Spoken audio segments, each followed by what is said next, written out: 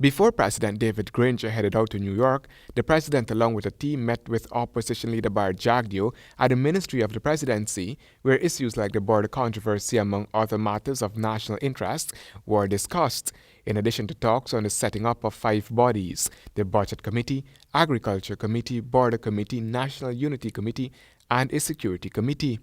As far as the meeting with the leader of the opposition is concerned, I couldn't engage him before he was elected leader of the opposition. As you know, the People's Progressive Party does not have a position known as leader. Prior to the election of Mr. Jagdeo, we tried to engage Mr. Rohi.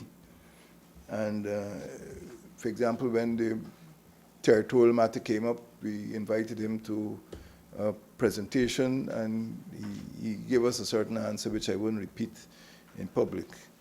The Guyanese head of state said that the government is prepared to work with Jagdeo.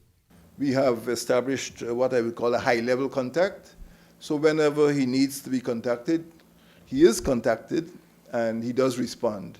So we have not broken contact, but we have said, and I repeat, that we'll allow Mr. Jagdeo to set his own pace at which the engagement will continue. He wants to take his time. Meanwhile, during this week, the People's Progressive Party Civic reported that opposition leader Bart Jagdeo joined world leaders in New York, where the international community was accelerating preparations towards reaching a historic global climate agreement set for Paris later this year, in addition to meetings at the United Nations and in New York. The PPP in a statement related that while at the United Nations, Jagdeo told of the immense progress made by countries such as Brazil, which has just set out ambitious climate goals to 2025.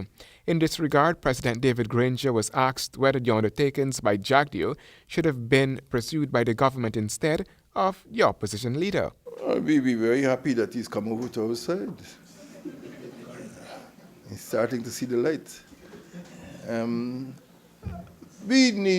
Guyana is one state, one nation, and we welcome President Jagdeo's support for our climate change agenda. During Jagdeo's 12 years tenure in office, it is well known, according to the president, that he advanced certain climate change initiatives. Where useful, we would like to embrace those initiatives. So we are not in the business of rejecting any gratuitous assistance from the former president. Jagdeo also attended the launch of a report by the Center for Global Development. It is a report focused on world-leading national global models for low-carbon development, in which Guyana's low-carbon development strategy is highlighted. Handel Duncan, HGP Nightly News.